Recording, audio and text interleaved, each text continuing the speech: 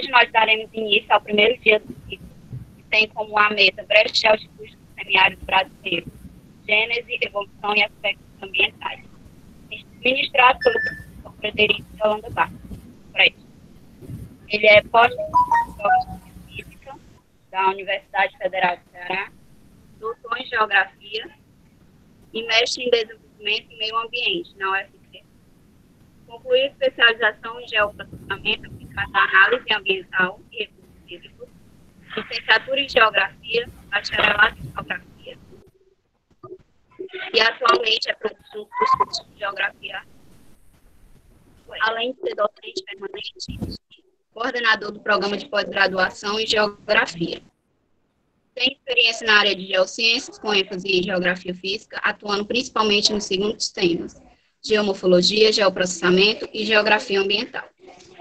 E agora eu vou passar a fala para o professor Fred. Obrigado. Valeu, Chile. Obrigado. Eu vou aqui apresentar meu slide. Só um segundo.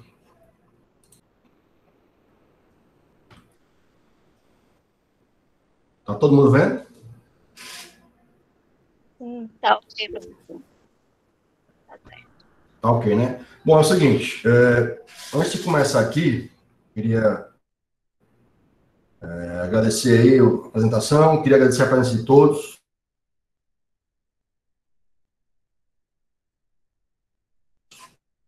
E como tutor do PET, é importante que eu faça uma atividade do nosso programa de educação tutorial, que faz parte do nosso planejamento anual, que é chamada Ciclo de Diálogos Geográficos. Tá? Todos os anos nós escolhemos um tema, que é um tema da nossa pesquisa coletiva, e escolhemos para apresentar nesse evento, né, chamamos palestrantes de várias instituições de pesquisa, para tratar de temas específicos.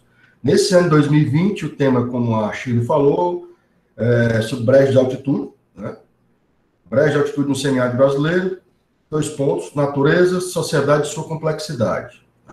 E serão 5 palestras, né, de hoje até sexta-feira, até a próxima sexta-feira, sempre no horário das 10 da manhã, com 5 temas diferentes, né, 5 temas diferenciados. Eu irei começar hoje sobre uma abordagem geral a respeito dos aspectos ambientais, geológicos, geomorfológicos, ambientais desses breves de altitude.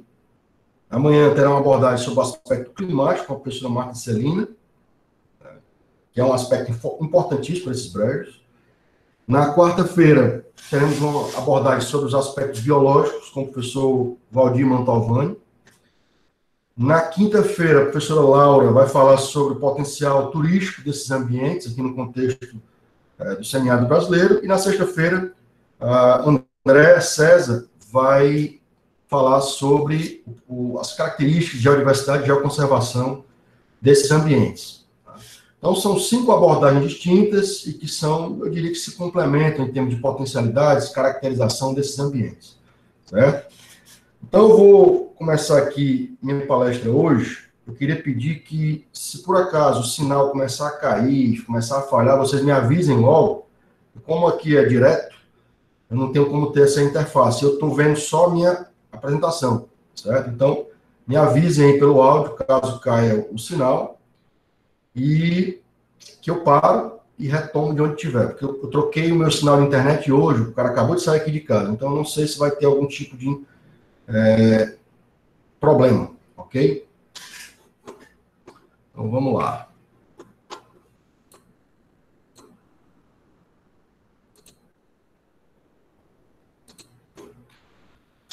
Bom, vou até marcar aqui no meu cronômetro, aqui para não me estender muito. Vamos lá. O tema que eu vou falar hoje são breves de altitude no semiárido brasileiro, gênese, evolução e aspectos ambientais. Esse é um tema muito, digamos assim, caro para mim, porque esse tipo de recorte espacial é um recorte espacial que eu tenho estudado desde do meu mestrado. Toda a minha pós-graduação, eu trabalhei com breves de altitude, principalmente o maciço de Batuté, que é um maciço aqui próximo à região metropolitana de Fortaleza, estudando Guaramiranga no mestrado e o maciço de Batuté no doutorado. E no pós-doutorado também, inclusive eu fiz aí na UFC também, com o professor Cacau, a gente estudou alguns maciços aqui do contexto do estado do Ceará. Não é um recorte espacial, porque eu tenho muita familiaridade, já há algum tempo que eu estudo esse tipo de ambiente. Para entender o que você considera o que é um brejo de altitude, é fundamental que a gente entenda o contexto do semiárido brasileiro. O semiárido brasileiro, de acordo com a delimitação atual, ele abriga mais ou menos 60% do território do Nordeste e 18% do território do Brasil. Lembrando que essa delimitação do semiárido é uma questão muito complexa, porque os critérios têm mudado em termos de delimitação. Antigamente era apenas a questão da isoeta pluviométrica que era usada como critério e que representava menos de 50% do Nordeste. Já hoje o critério já usa a delimitação político-administrativa dos municípios. Isso aumentou muito a área semiárida e chega até 60% do Nordeste brasileiro. Então, muita gente confunde o Nordeste como ele sendo semiárido. Na verdade, metade do Nordeste, basicamente, é semiárido. Outra metade já tem setores mais úmidos, como, por exemplo, o Maranhão, e setores também lá no litoral oriental do Nordeste.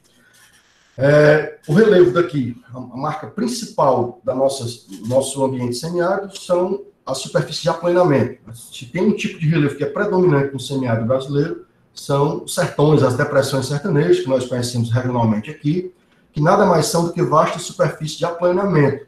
E essas superfícies de aplanamento são muito importantes dentro da evolução da ciência geomorfológica brasileira. Elas foram estudadas por diversos autores nas décadas de 60, 50, 70, e muitas interpretações foram aplicadas, tomando como base a teoria da pedplanação, para explicar essa evolução de relevos aqui no Nordeste brasileiro. Eu não vou entrar muito nesse mérito, mas é importante que a gente entenda que a evolução geomorfológica do Nordeste como um todo, ela condicionou a formação de vastas superfícies de aplanamento que configuram a paisagem predominante dentro do contexto aqui do Nordeste, nesse setor mais seco, né? O clima seco, por sua vez, é um clima atual, né, que já vem predominando ao longo do Cenozoico, que ele tem condicionado a formação de solos rasos, né, então processo de alteração superficial das rochas bastante limitado, com solos rasos, sendo muito comum a ocorrência de chãos pedregosos, afloramentos rochosos, e essa é uma característica também muito comum ao longo do semiárido brasileiro. Essa característica, ela está diretamente associada a duas classes de solos que são muito comuns, né, que são os luvissolos e os neossolos litóricos, além de outras classes, porém essas duas são as mais comuns, também tem muito planossolo. E é um domínio climático que tem como representante biogeográfico o bioma das caatingas. Esse bioma, ele é muito variável do ponto de vista fisionômico e florístico, então é um erro a gente considerar, por exemplo, a caatinga como um bioma homogêneo. A própria caatinga em si, ela já tem muita variedade. Quando eu falo em variações fisionômicas, eu tenho caatinga arbórea, caatinga arbustiva, estratos herbáceos. E se eu falar, por exemplo, de variação florística, eu falo da diversidade de espécies. Se eu for, por exemplo, no sertão lá de Irauçuba, eu tenho uma grande ocorrência de jurema. Se eu for em Caridade, já vai ter uma ocorrência muito maior de marmeleiro. Se eu for numa região mais úmida do sul do estado do Ceará, já vou ter espécies arbóreas como pau branco. Enfim, existe uma grande diversidade, tanto de padrões fisionômicos quanto florísticos na caatinga ao longo do semiárido brasileiro. E essa característica, essa diversidade de paisagens, condiciona também a ocorrência de enclaves de outros biomas dentro da própria caatinga, como é o caso, por exemplo, de ocorrência de mata úmida, ocorrência de cerrado, de forma pontualizada, tendo em vista condições ambientais que propiciaram o desenvolvimento desse tipo de vegetação, desse tipo de ecossistema. Então, o que a gente pode dizer é que o semiárido brasileiro ele é muito expressivo do ponto de vista espacial e ele apresenta uma grande diversidade de paisagens. Só a título de curiosidade, eu coloquei aqui essa observação, a Embrapa, em 1991, elaborou um zoneamento agroecológico para o Nordeste, não foi só para o semiárido, foi para o Nordeste todo, mas dá para a gente ter uma ideia da complexidade de paisagens. Foram identificadas 172 unidades geoambientais, agrupadas em 20 unidades de paisagem. Então, efetivamente, é uma região muito diversa em função da variedade, da complexidade de fatores ambientais. Nós temos uma grande diversidade de rochas, nós temos uma grande diversidade pluviométrica, apesar de ser o semiárido, existem variações, tem setores que chove 600 milímetros, tem setores que chove 800, então existe uma diversidade grande do ponto de vista de isoetas, e isso acaba mudando a dinâmica natural do meio, com solos mais ou menos desenvolvidos, uma vegetação mais ou menos fechada, e isso dá essa característica de diversidade ao nosso contexto ambiental. Aqui eu tenho a figura do semiárido brasileiro, de acordo com a SUDENE, a delimitação de 2017, né? Então é muito amplo, pega grande parte do Nordeste, inclusive parte norte do estado de Minas Gerais, que é uma área bastante expressiva. A professora Marta vai falar sobre o clima do Nordeste aí amanhã, mas de antemão a gente pode caracterizar o seguinte: o semiárido brasileiro ele tem uma característica muito peculiar de ser um semiárido azonal, ou seja, ele não corresponde aos climas predominantes situados na baixa latitude em que ele ocorre. Então, é uma condição climática muito singular, muito interessante essa do semiárido nordestino, com muita complexidade associada ao seu sistema de circulação atmosférica. Bom, dito isso, o que são os brejos de altitude? A gente entra nessa discussão aqui. Como é que a gente pode definir? Bom, brejo de altitude é um termo popular, não é um termo científico, que se autodefine, como se fosse uma área úmida situada num local mais alto. É um termo muito popular aqui no Nordeste brasileiro, no semiárido principalmente, e as pessoas que moram nos sertões, elas associam aqueles setores mais elevados com maior umidade, com áreas mais úmidas. Então, se a gente for caracterizar, eles seriam enclaves florestados, úmidos e subúmidos, dispersos ao longo do semiárido brasileiro. Essa ocorrência ela está associada a relevos mais elevados, que condicionam mesoclimas mais úmidos. Tá? Então, você tem, além de ter um relevo mais elevado, seja uma chapada, um maciço, etc., ele tem que estar próximo de um sistema de circulação atmosférica que permita que ele tenha condições de climas mais úmidos, com totais pluviométricos mais elevados, e, consequentemente, uma dinâmica natural diferenciada. Tá? É importante destacar que esses brejos eles podem ter comportamentos morfoestruturais diversos. Eu posso ter brejo de altitude associado a uma rocha sedimentar, eu posso ter brejo de altitude associado a rocha metamórfica, posso ter brejo de altitude associado a rocha granítica, por exemplo, rocha ígnea. Então, não existe uma regra geológica para isso. Tá? Que existe a necessidade de manter-se um relevo elevado em um local, digamos assim, propício a ter boas condições de umidade. E essas condições de umidade justificam uma dinâmica singular dentro do contexto semiárido regional. Se você tem um semiárido predomínio de intemperismo físico, com um pequeno manto de alteração das rochas, nesses brejos de altitude as condições são completamente diferentes. Você tem ilhas de umidade, com condições de intemperismo químico predominante, com formação de profundos mantos de intemperismo, com solos profundos, rios semiperenizados, temperatura amena, que diminui, por exemplo, a evapotranspiração, balanço hídrico positivo durante a maior parte do ano, pelo menos uma parte bem mais significativa do que do semiárido, desenvolvimento de uma vegetação perennifolia. Então, você tem todo um conjunto de fatores que fazem com que a dinâmica natural, a dissecação do relevo, por exemplo, em ambientes cristalinos, que faz com que esse ambiente, esse relevo, seja diferenciado do ponto de vista natural, se comparado ao contexto em que ele se localiza. E existem vários topônimos para delimitar, para designar essas áreas. Brejos, enclaves, serras úmidas, matas úmidas, ilhas, enfim. Na literatura tem muitos termos associados a esses ambientes. Eu trouxe aqui um mapa que foi publicado na revista Mercato, lá da UFC, publicado pelo professor Marcos Nogueira de Souza, professor Vládio Pinto Vidal, sobre os enclaves úmidos do Nordeste, onde eles caracterizam, aqui no estado do Ceará, vários pontos de enclaves úmidos, aqui no Planalto da Borborema, Araripe, e alguns setores da Bahia, como, por exemplo, a Chapada Diamantina e os setores aqui da cadeia do Espinhaço, no oeste baiano. No caso especificamente dessa abordagem de hoje, o recorte espacial que eu me proponho analisar é esse recorte aí, que está delimitado no quadrinho vermelho, que pega basicamente a província Borborema, que é uma província estrutural que pega os estados do Ceará, Rio Grande do Norte, Paraíba e Pernambuco, e uma parte da província Parnaíba, no setor já com Piauí, certo? Mais ou menos a área que nós estudamos aqui com maior ênfase nas nossas pesquisas.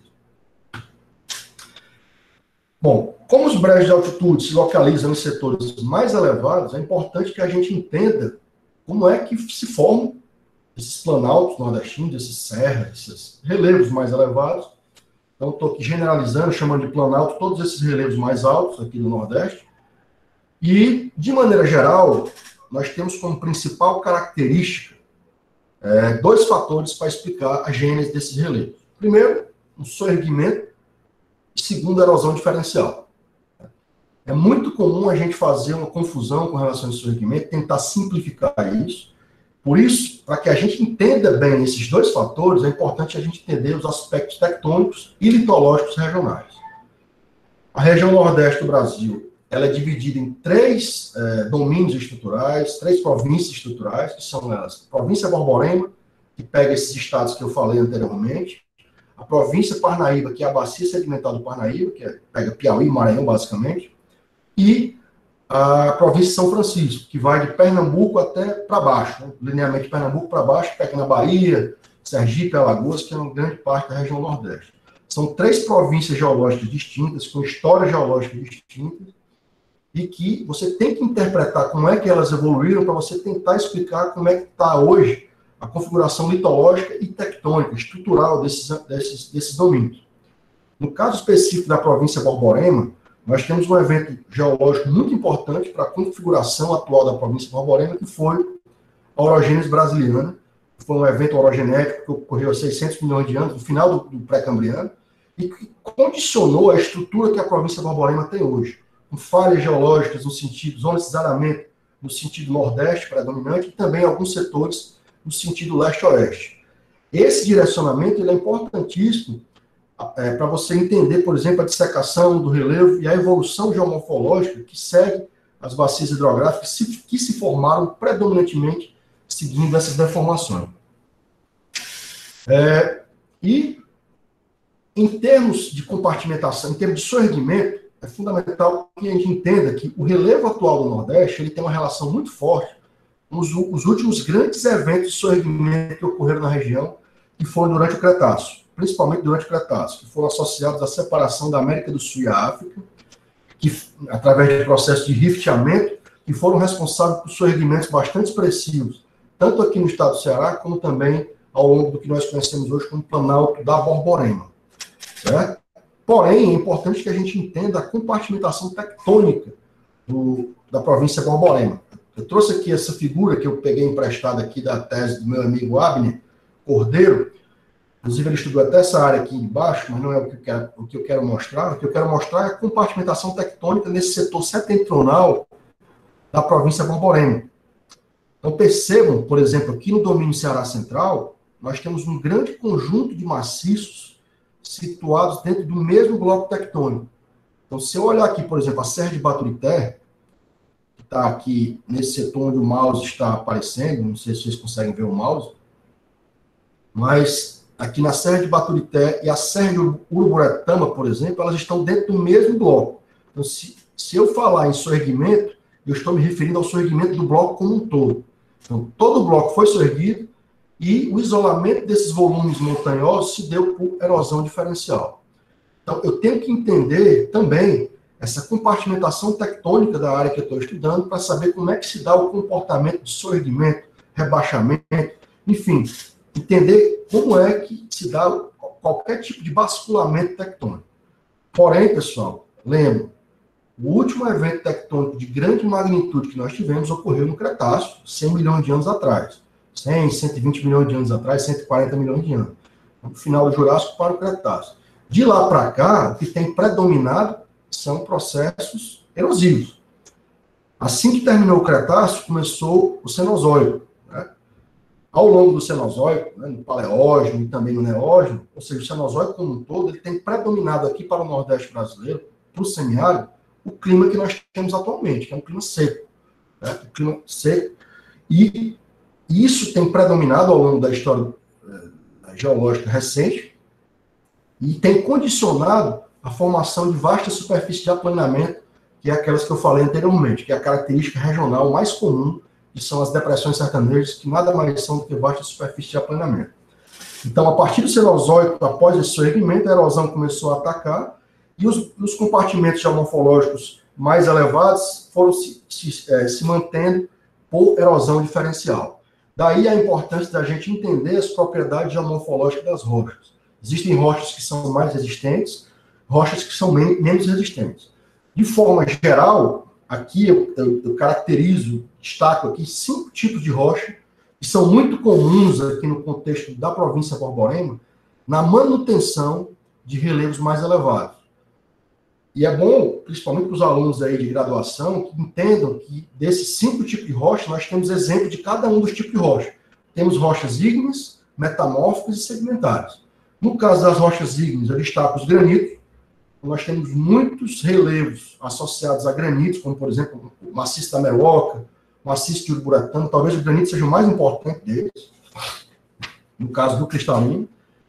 E nós temos também 3 tipos de rocha metamórfica muito comum. No caso, os quartzitos, que é uma rocha muito resistente, alguns ortognais, que conseguem manter alguns relevos aqui no caso do estado do Ceará, como, por exemplo, a Serra de São Pedro, lá em Caririaçu, no sul do estado, a Serra, alguns setores da Serra de Baturité, por exemplo, quartzito também na Serra de Baturité, e também o migmatito, que são 3 tipos de rochas metamórficas que são importantes na manutenção de alguns relevos. E, por último, as rochas sedimentares, no caso do arenito. Nós temos aqui no estado do Ceará uma grande ocorrência de relevos sustentados por arenitos, que é o caso, por exemplo, do Planalto da Ibiapaba e também da Chapada do Arari. Então, é um erro a gente achar que o arenito, só porque é uma rocha sedimentar, ele vai ser menos resistente do que as demais. No caso do estado do Ceará, isso não ocorre, até porque as rochas de embasamento aqui já foram muito deformadas ao longo da sua evolução estrutural, e é muito comum que o arenito seja mais resistente até do que essas rochas de embasamento. É o que acontece, por exemplo, na Ibiapaba, que você tem uma cornija arenítica sustentando um relevo, que do lado você tem um embasamento que foi erodido. Então, o principal elemento estrutural que sustenta aquele escarpamento é aquele relevo, logicamente, que é o arenito. Bom, aqui eu tenho uma ilustração a respeito das intrusões graníticas da província de Borborema. Esses granitos aí estão em relação direta com aquele processo orogenético que eu falei anteriormente, que foi a orogênese brasiliana.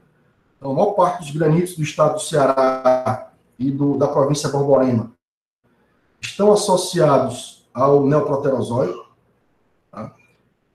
Ou seja, são datados desse mesmo período que nós chamamos de associados à orogênese brasiliana, e onde eles ocorrem, nós vamos ter reflexos geomorfológicos importantes. É o caso aqui, por exemplo, a Serra da Meroca, como eu já falei, aqui a Serra Uruburetama, a Serra do Pereiro, Serra do Quicuncá, Serra das Matas, enfim, existe uma grande diversidade. Muitos setores aqui do Planalto da Borborema estão associados a granitos. Aqui na região metropolitana nós temos a Serra da Aratã e Maranguape também.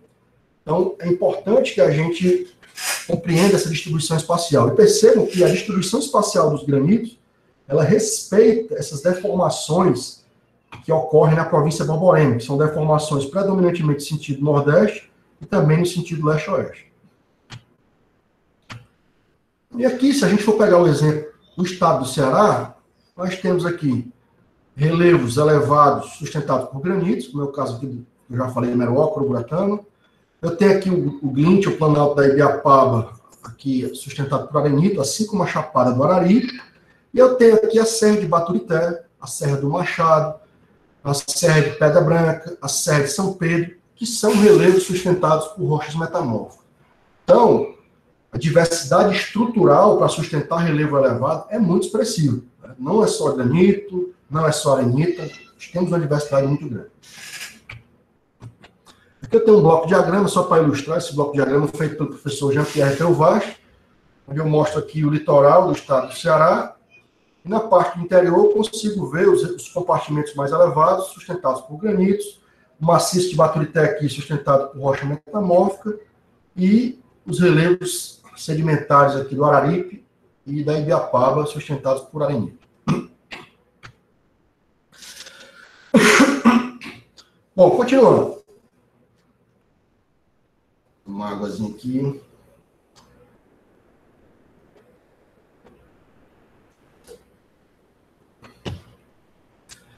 Continuando essa caracterização sobre os bestes de altitude. Eu acabei de falar sobre os planaltos, os relevos elevados do Nordeste, Porém, é bom a gente entender e saber que nem todo planalto semiárido brasileiro pode ser classificado, caracterizado como um brejo de altitude. Isso porque a localização desse relevo, ela tem que ser um aspecto importante para justificar deslocamento de massas de ar úmido que justifiquem chuvas orográficas e, consequentemente, um ambiente mais úmido naquele determinado setor. Então, não só o relevo precisa ser elevado, mas o relevo elevado e a posição geográfica desse relevo em relação às massas de ar úmido. Geralmente, isso ocorre próximo do litoral. Tá? A exceção que nós temos seria o caso da Chapada do Araripe. Bom, o clima deve ser úmido ou subúmido, com rios semi-perenizados, é o que ocorre, por exemplo, na Serra de Baturité, Aratanha, Ibiapaba, etc. As condições climáticas, elas acabam condicionando solos mais profundos, como eu já falei anteriormente. As duas classes de solos mais comuns são os argissolos, no caso dos maciços cristalinos, e os latossolos, no caso dos planaltos sedimentares.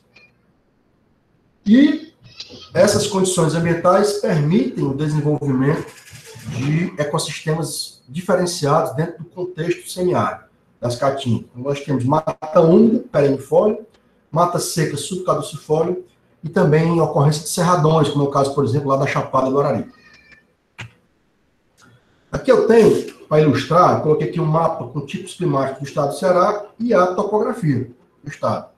Então nós percebemos que nesse setor aqui central do estado, onde eu tenho aqui a Serra do Machado, Serra das Matas, Serra de Pedra Branca, são relevos elevados, porém, se você olhar na condição climática, eles não estão associados a climas mais úmidos. Então, são maciços secos. Eu não posso chamar essas áreas aqui de brega. Então, mais uma vez, a altitude do relevo por si só, ela não configura o fato daquele relevo ser ou não, possa ser caracterizado como um brega. Nós temos que analisar outros fatores, sobretudo de ordem climática. E aqui, o mapa das isoetas de pluviosidade aqui, média anual no Nordeste, onde nós podemos ver, por exemplo, aqui, setores do Planalto da Borborema, em que nós temos condições de pluviosidade muito baixa. Setores elevados, 400, 500 metros, que chove muito pouco. Chove 500 milímetros por ano, por exemplo. Peraí, pessoal. Murilo, sai, por favor. Desculpe aí, problema técnico. Aqui no estado do Ceará, o que é que nós temos? Nós temos o maciço de Baturité, Planalto da Ibiapaba, aqui mais destacado, com os setores mais úmidos, e também a Chapada do Araripe, aqui no sul do estado. E aqui alguns outros setores subúmidos aqui na vertente oriental do Planalto da Borborema. Bom, dito isso, eu separei aqui os setores que, a partir do que eu visitei, das minhas experiências de campo, eu posso considerar como os breves. Tem aqui o maciço do Uruburetama, esse bem descaracterizado. A Serra da Meruoca, também tem alguns setores úmidos. O Planalto da Ibiapaba, que é bom destacar que o que eu estou considerando como breve é apenas a borda do escarpamento, exatamente o setor, e basicamente esse setor setentrional. Porque se eu for ao sul aqui da PC do Poti, as condições aqui não são mais úmidas. Aqui o maciço de Baturité, que seria o relevo cristalino, o maior brejo cristalino que nós temos aqui no estado. Alguns pequenos relevos pré-litorâneos aqui na região metropolitana de Fortaleza, que é Serra da Aratanha, Maranguape, Joá e Conceição. Esse setor aqui oriental da Chapada do Araripe, então é outro erro, pelo menos na minha opinião, considerar a Chapada toda como brejo. E todo esse setor aqui pro lado de Pernambuco e também pro lado do Piauí são setores secos, com carrasco. Apenas esse setor aqui que tem o Cerradão. Eu tenho alguns pequenos relevos aqui do Rio Grande do Norte, Serra de Martins e Porto Alegre, que as encostas apresentam uma mata de maior porte, já configurando similaridades com brejos. E alguns setores do Planalto da Borborema, principalmente já próximos já se aproximando do setor oriental. Alguns setores aqui entre Paraíba e Rio Grande do Norte, como por exemplo o município de Areia, e aqui já no setor aqui de Pernambuco, associado a municípios como Gravatá, setor de Garanhuns, que também são ambientes bem descaracterizados, mas que já têm uma condição pluviométrica mais expressiva se comparado ao contexto do Nordeste como um todo. Tá?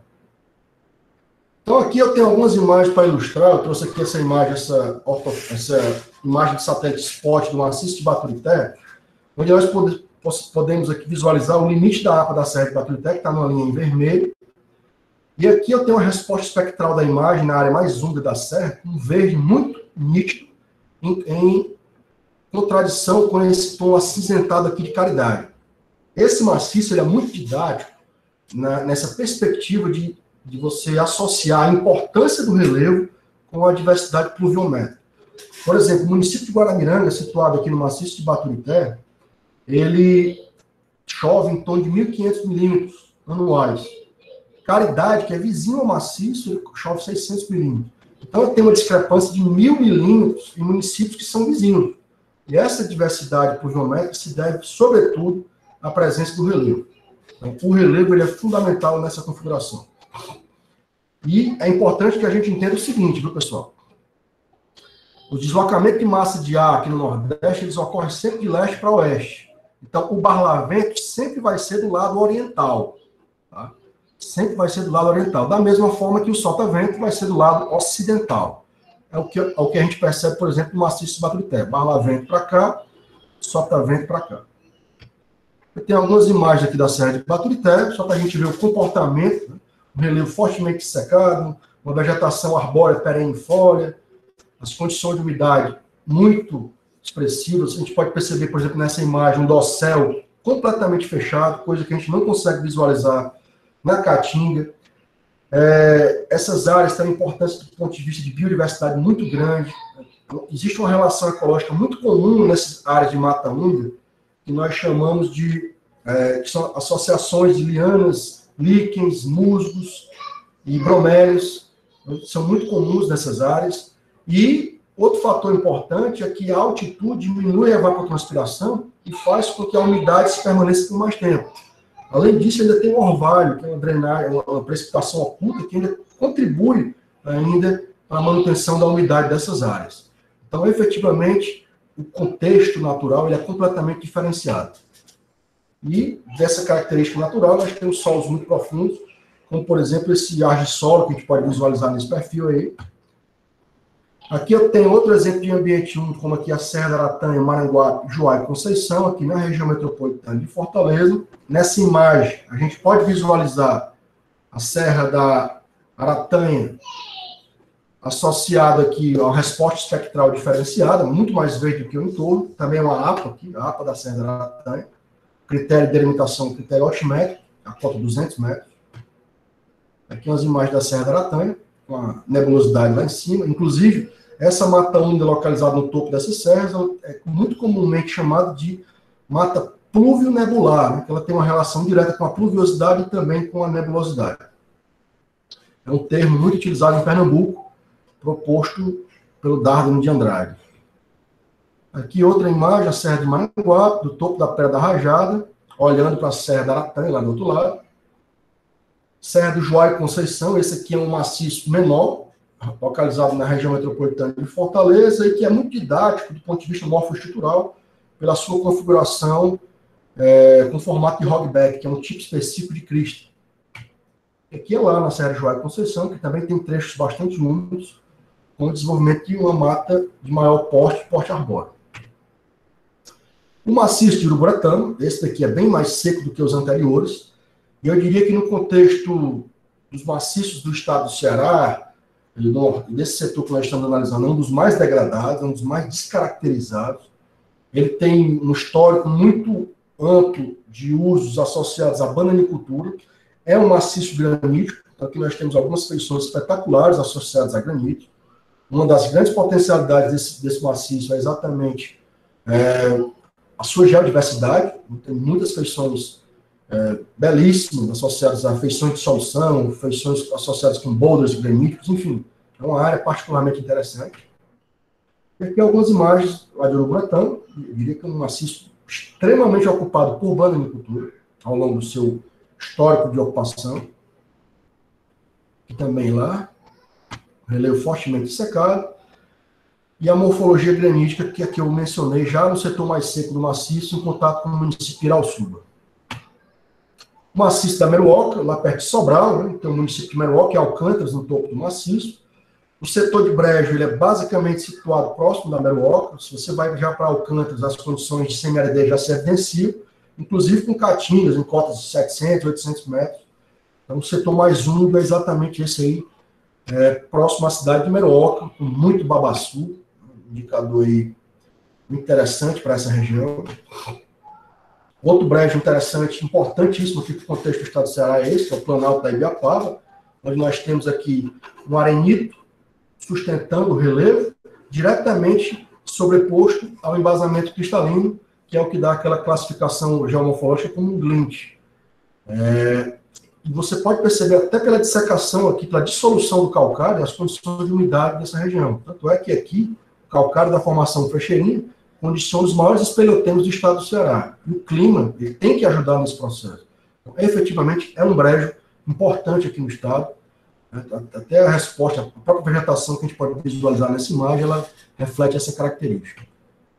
Algumas imagens do Planalto da Ibiapaba, com drenagem semiperenes, né? E a Cachoeira do Cafundó, é um rio obsequente. Entre os rios obsequentes, nós temos esse daqui, é o mais conhecido, que é a Bica do Ipu, inclusive é uma APA lá também. Não é tão úmido, essa anterior, que é em Ubajara, essa aqui é lá no Ipu. Então, como o Ipu é mais ao sul, as condições de umidade já são bem menores do que se comparadas a Ubajara. Nós temos aqui a Chapada do Araripe. Eu peguei essa imagem aqui do professor Jean-Pierre Pelvast. Tá? E o topo da Chapada do Araripe é um setor que tem muitas ocorrências de cerradão. Aqui tem a depressão periférica da Chapada, então isso aqui seria uma outra área de brejo que nós temos no contexto do estado do Ceará, aqui, o limite do escarpamento.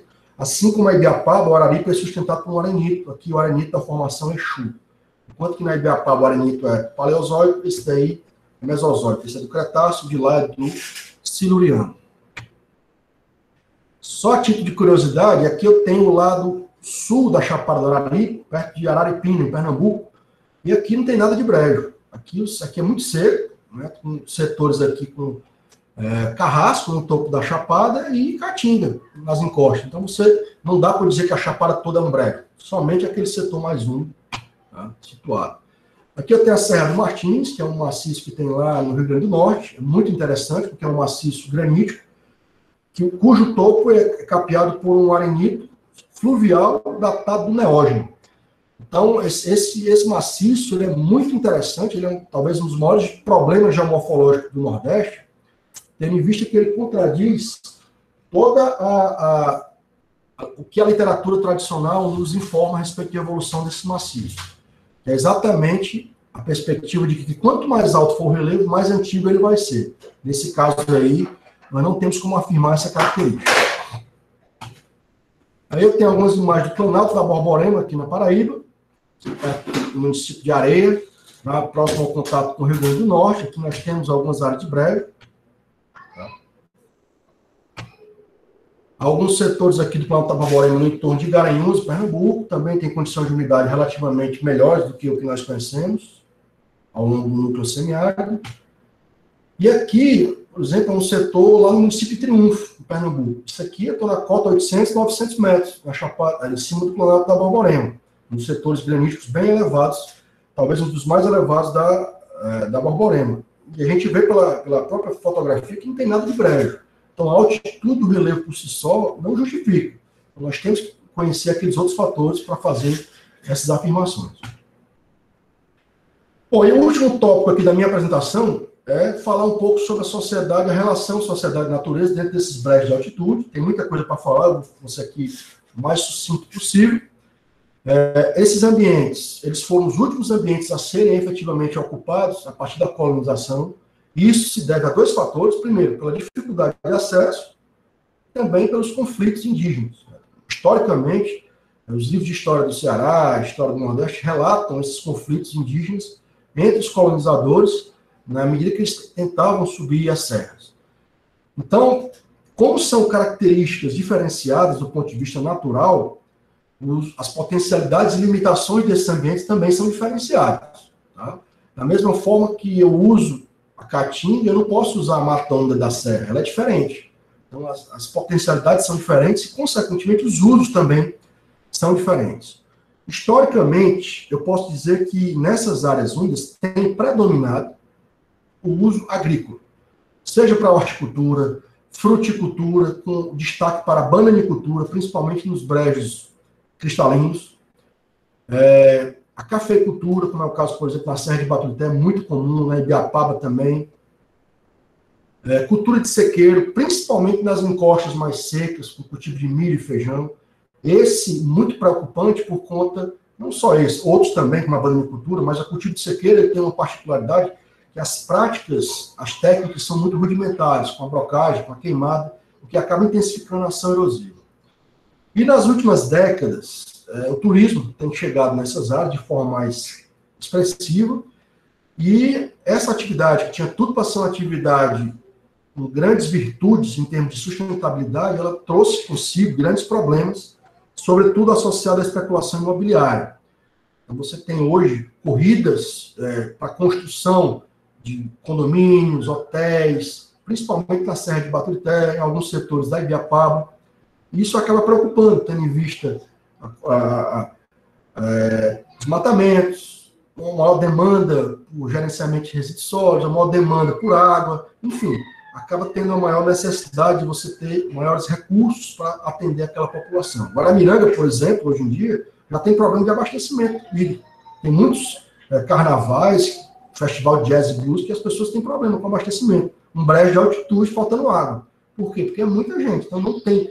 Aquela ocupação excede a capacidade de suporte daquele ambiente.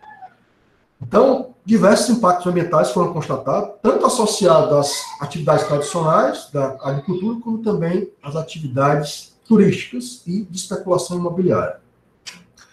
E dentre as estratégias que o poder público tem adotado para tentar minimizar esses danos, nós podemos destacar principalmente a criação de unidades de conservação nessas áreas, que são muitas unidades que foram criadas, vou mostrar aqui no final, e a intensificação da fiscalização ambiental. Então, tem algumas fotos aqui, por exemplo, no maciço de Baturité, uma área de cultivo de sequeiro, no encosto da vertente ocidental do maciço. A gente pode perceber aqui, nem o cuidado com o plantio em curva de nível foi tomado, esse cuidado. Então, o que se percebe é que os roçados são cultivados no sentido do caimento do declive, que acaba intensificando a ação da erosão pluvial e, consequentemente, diminuindo o tempo de vida útil da utilização desses solos aí. Bananicultura no maciço de Baturité. A bananicultura, por exemplo, na Serra de Baturité, ela ocorre nas encostas entre 400 e 500 metros, preferencialmente na parte úmida, e no platô, muito mais associado ao município de Aratuba. Geralmente, nas partes mais úmidas, não é muito comum a bananicultura. Um outro tipo de uso, né, a açudagem, como são áreas mais úmidas, os rios são sempre perenizados, então você pode ter a possibilidade, principalmente nos maciços cristalinos, de construção de açude. Esse é o Acarape do Meio, lá perto de Redenção. Mas, por exemplo, eu tenho planalto sedimentar, que eu tenho, por exemplo, o açude do Jaburu, lá em Tianguá, que é um outro açude também construído, aproveitando essas potencialidades pluviométricas.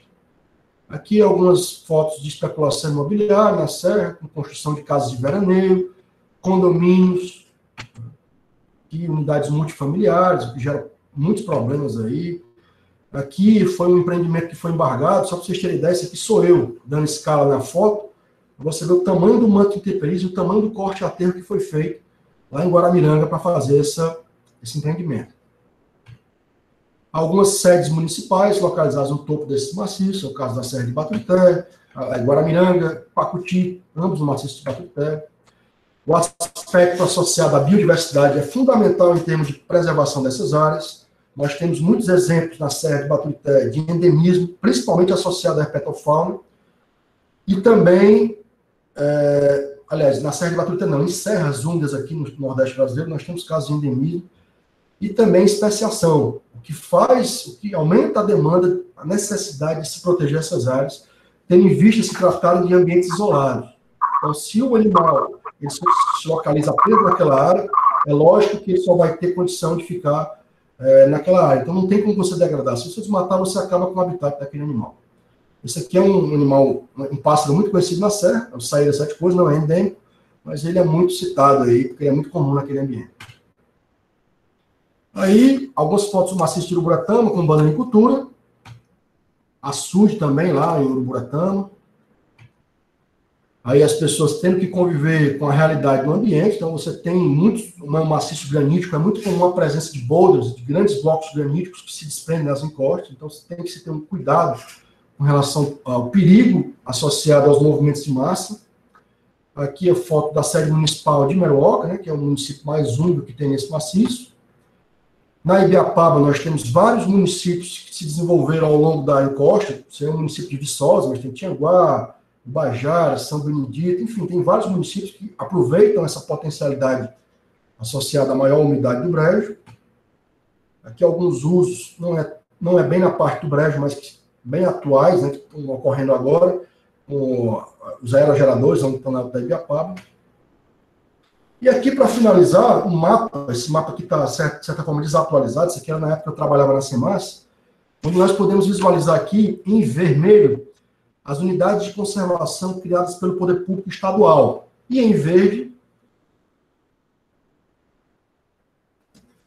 as unidades de conservação criadas pelo Poder Público Federal. Em vermelho, para proteger brejos de altitude, nós temos aqui a APA da Serra de Baturité, a APA da Serra da Aratanha e a APA da Bica do Ipu como unidade de conservação estadual.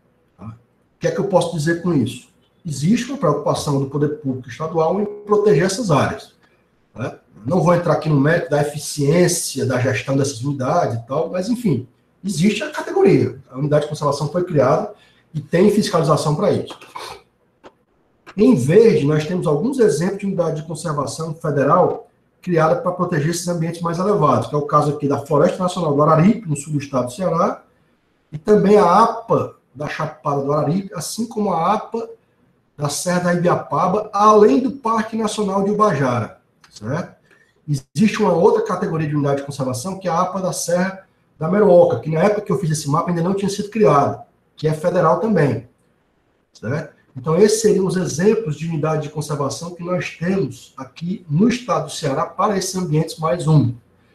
Percebam que no estado nós temos uma grande quantidade de unidades de conservação no litoral, para proteger ambientes de estuários, ambientes de dunas, e o semiárido, a caatinga, que é o bioma predominante do estado, é aquele que é menos contemplado com unidade de conservação. Então, o estado do Ceará e o semiárido como um todo, ele prioriza proteger os ambientes de exceção em detrimento do ambiente predominante.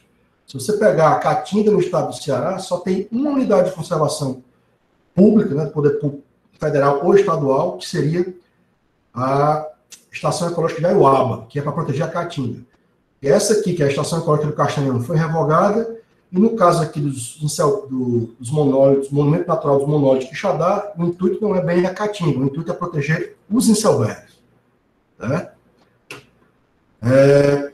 Então, esse é o contexto de unidade de conservação aqui do Estado. São áreas importantes, existem estratégias de proteção, porém, eu acredito que eu acho que nós deveríamos ter mais unidades de proteção integral.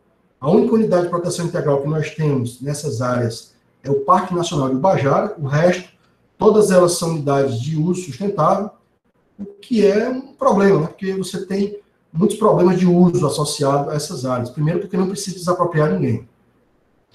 Bom, pessoal, o que eu tinha para falar é isso. Agradeço muito pela atenção. Deixo aqui o meu contato, meu e-mail aqui, para quem quiser entrar em contato posterior para tirar alguma dúvida, pode ficar à vontade para entrar em contato. Então, repasso aqui para a organização do evento, para que a gente possa dar início à etapa de perguntas.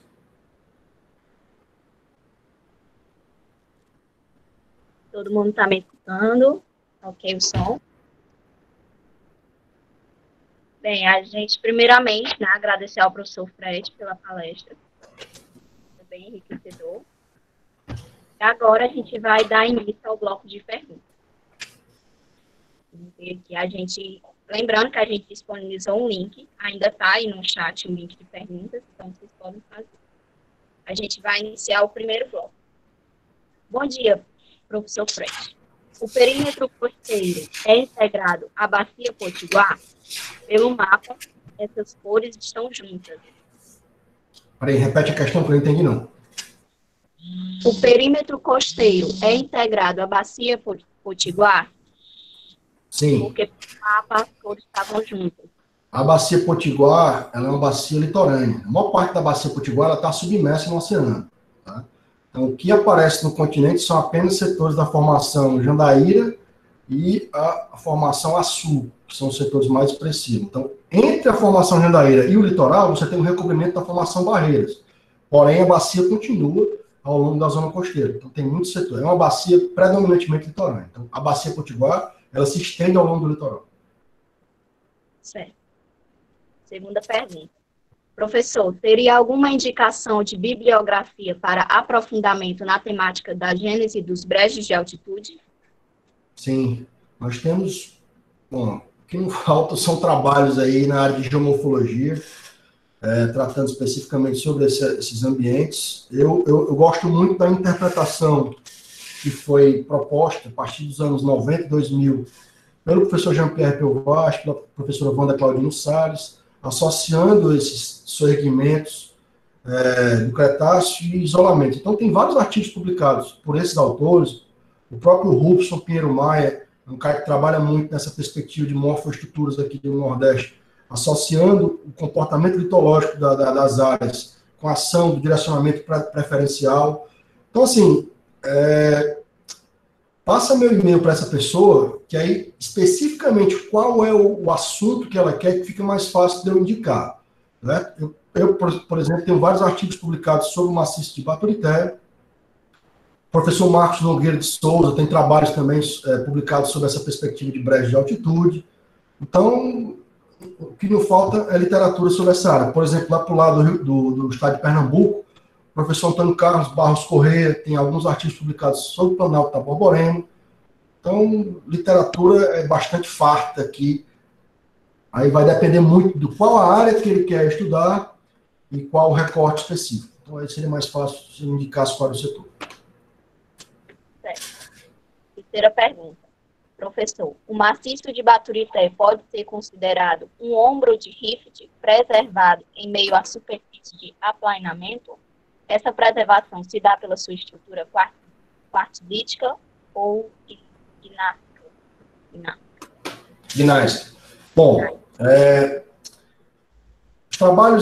esses trabalhos que eu mencionei, da professora Wanda Claudino, do Jean-Pierre, eles indicam soerguimentos do Bloco Ceará Central, que seria um grande ombro de rift, do rift Cariri-Potiguar. Não só o lado do estado do Ceará foi soerguido, como também o lado do Planalto da Borborema, que nós conhecemos hoje. Então, sim, o maciço de Baturité seria um resquício do antigo ombro de rift que foi soerguido. O que é que justifica a manutenção desse maciço? Exatamente as litologias que o compõem.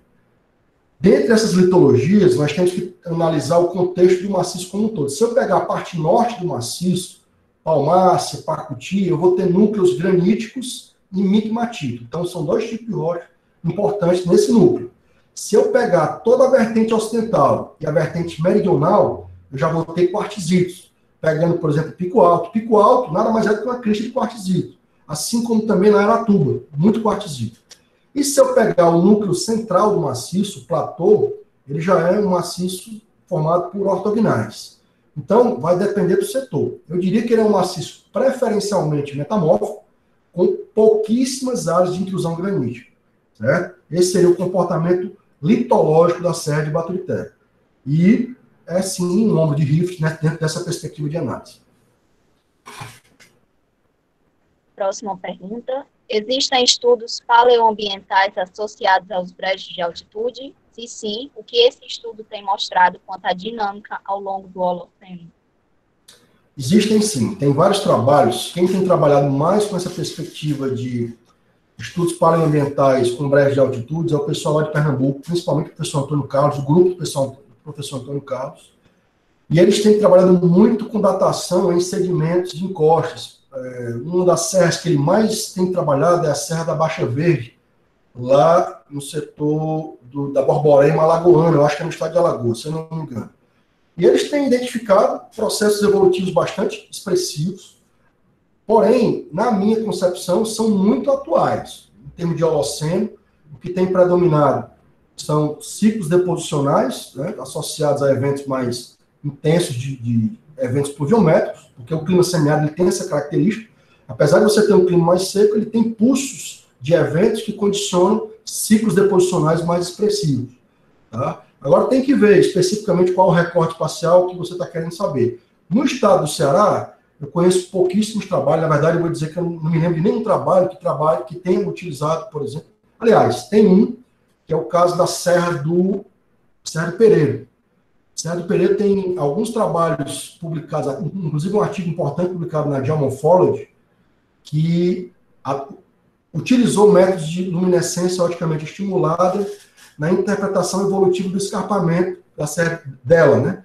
E isso identificou possíveis escarpas de falha associada à tectônica, à neotectônica, porém, também é um artigo que tem que dar uma olhada, você tem que ver direitinho quais foram os pontos coletados. Então, respondendo à pergunta, existem trabalhos, não no estado do Ceará, muito poucos, os maciços úmidos do estado do Ceará, a gente está tentando conseguir projetos para datar. Se tiver, eu realmente não conheço, no contexto do estado, esses de datação de LOI, e o que eu percebo que é muito mais usual esse tipo de método é o pessoal lá de Pernambuco, principalmente o grupo do professor Antônio Carlos. Tá? E, além dele, esse trabalho que eu cito aí da Silvana Gurgel, que foi o trabalho que ela trabalhou com a evolução do planal da Serra do Pereira.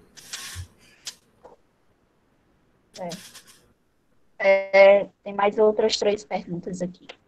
Sobre o maciço de Baturité, o abastecimento de água subterrânea é vista uma salinidade na água, porque essas águas desse aquífero apresentam essa composição de salinidade? Bom, essa pergunta eu posso responder por experiência. Minha família de Guaramiranga, né? Nós já temos experiência com esse problema de água já há algum tempo. E eu não tenho muitos registros de qual é a qualidade da água no maciço de Baturité. O que eu tenho é a quantidade. Eu não tenho como mensurar, por exemplo, a quantidade de águas de poços salinos. É provável que ocorram muitos, é porque são aquíferos confinados, associados às zonas de falhamento, fraturamento, zonas de falhamento, enfim, setores confinados do embasamento, e que possibilitam a saturação por sais. Porém, o grande problema desses aquíferos confinados é a disponibilidade de água. É muito difícil você conseguir um aquífero confinado desse com grande quantidade de volume de água. Então, geralmente, as pessoas cavam um poço profundo para manter, por exemplo, uma casa que você vai para um veraneio, para passar uma Semana Santa, um carnaval. Mas se você precisar de água para uma atividade um pouco mais expressiva, para uma irrigação, você já tem problema com relação a isso. Tá? Então, assim, eu não teria dados específicos sobre a incidência de poços com alto teor de salinidade. Mas uma coisa que eu posso dizer é que é muito comum o problema da quantidade de água dos poços que são escavados na serra. Na última pergunta foi... Agora, quais os principais fatores climáticos que tornam algumas serras úmidas e outras secas? Bom, eu diria que o principal elemento, né, a ser considerado nessa pergunta aí é a posição geográfica do maciço. Eu acho que a maritimidade é um fator importante, a proximidade com o litoral. Tá? Você tem, por exemplo, a Serra de Baturité, que é muito próximo, Aratanha e Maraguape, muito próximo, Meroca, relativamente próxima, Serra Ibiapaba, relativamente próximo, o setor oriental da Borborema. Então, a proximidade, o posicionamento geográfico é o principal elemento que vai justificar. Aí você tem que entender como é que se dá o sistema de circulação atmosférica aqui do Nordeste, para saber quais são os setores mais ou menos propícios para que esses maciços possam se localizar. Eu acho que essa pergunta ela é muito pertinente para a professora Marta. Amanhã ela vai entrar muito nessa perspectiva climática de abordagem desses ambientes. Mas eu diria que a posição geográfica é o principal elemento. Tem alguma literatura sobre estudo de Inselberg? Muitas literaturas. Tem um artigo publicado pelo Rubson, Rubson Pinheiro Maia, na Revista Brasileira de Geomorfologia, que ele fala sobre os campos de Inselberg de Quixadá. Tem um artigo que nós publicamos, eu, juntamente com o orientando de mestrado, Daniele e o Abner, acho que o Rubson também fez parte dessa. Não sei se o Rubson, acho que não. Daniele, que foi sobre os relevos graníticos da Serra de Uruburetama, que tem alguns inselbergs no entorno, fala muito sobre relevos graníticos. Tem muitos artigos internacionais, na literatura internacional, nós podemos citar, por exemplo, o professor Piotr Nigon, que é um polonês, tem o Charles Twidell, que é um australiano, que são grandes nomes da literatura de inselbergs em termos mundiais. Tem um espanhol, que é o Vidal Romaní. Então, assim, o que não faltam são literaturas sobre inselbergs. E até em livros de geomorfologia, livros de fundamento de geomorfologia, é muito comum a menção sobre o que são inselbergs.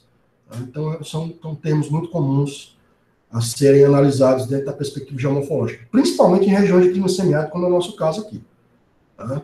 Então, eu diria que nós temos, tanto para Quixadá, quanto para os inselbergs de Milagres, da Bahia, que são os maiores campos de inselberg aqui do Nordeste, nós temos trabalhos publicados interessantes. Eu vi um trabalho no pessoal da Bahia, publicado na Earth Surface, eu não me lembro o nome da revista, sobre os campos de inselberg lá da Bahia. Então, assim, não falta literatura sobre isso. Eu sugiro que procure pelo nome Inselberg no link da Revista Brasileira de Geomorfologia. Já dá para ver muita coisa.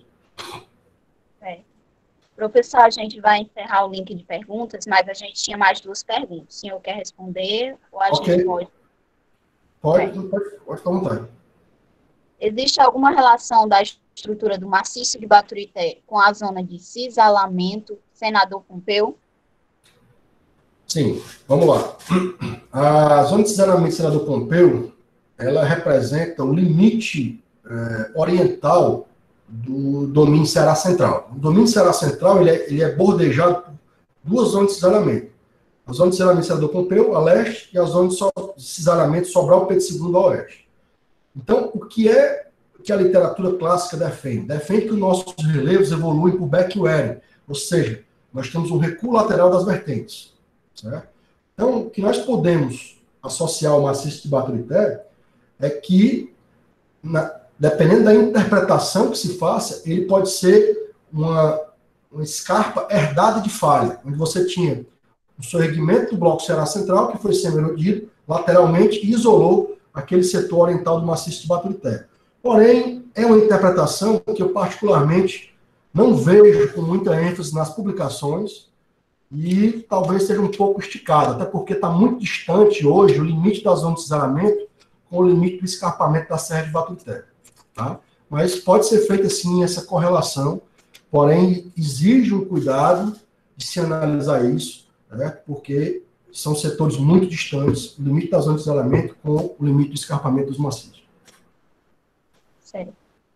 A última pergunta. Nos últimos anos, está ocorrendo um grande aumento no número de loteamentos no início da Serra de Meruoca, aqui em Sobral, Ceará. Áreas em que antes predominavam áreas cobertas pelas florestas nas encostas da serra. Naturalmente, com o aumento do loteamento, a área da Serra da Meruoca aqui em Sobral pode tornar o clima da cidade mais seco e com menos chuvas, levando à desertificação?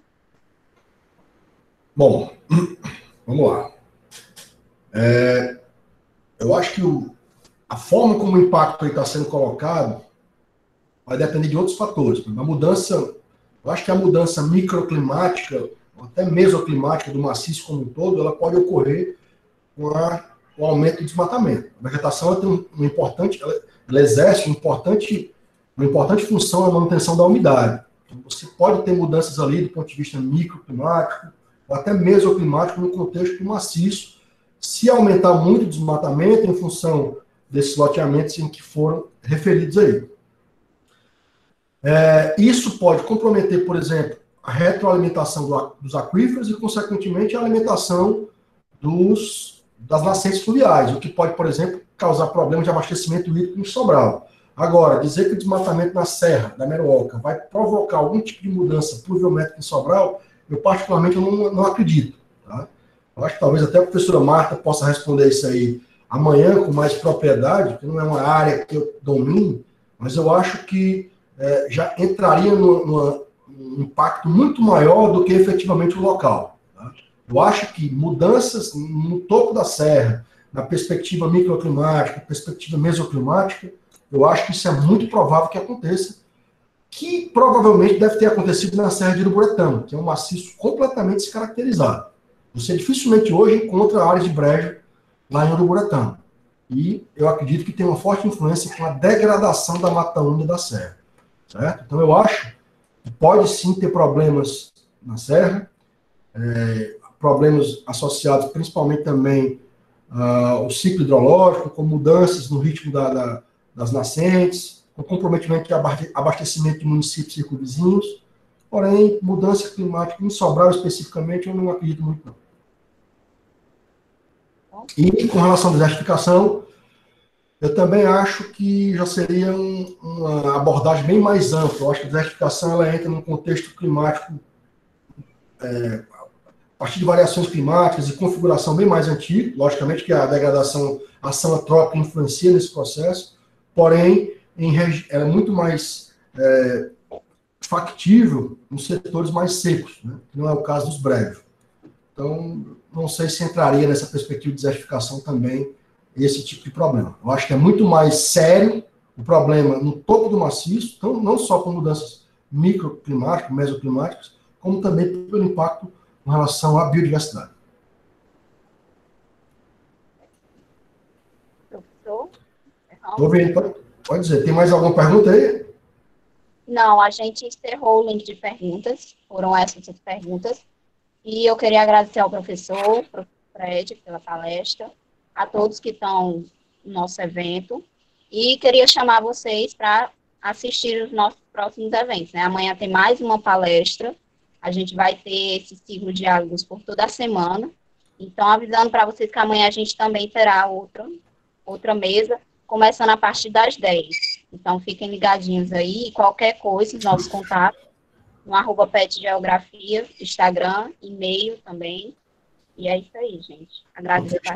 Shirley, só para finalizar aqui, eu queria agradecer a todos aí que participaram. Vi que tinha muitas pessoas, né? Geralmente quase 200 pessoas participando.